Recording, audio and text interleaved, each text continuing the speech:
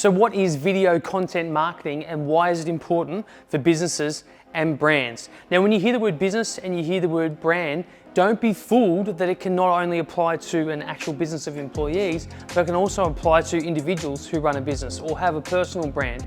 And video, of course, is the quickest way for you to show someone your personality and give them an insight and a window into what makes you different and unique. So the whole idea with video content marketing and how it relates to business is, can you leverage it to expedite telling someone your key message, showing them why you're important at doing what you're doing and why you're better than someone else and why you stand out. So video content marketing really is, as it says, any endeavor that involves moving footage with sound, audio, visual, but also someone telling a story and explaining what they do.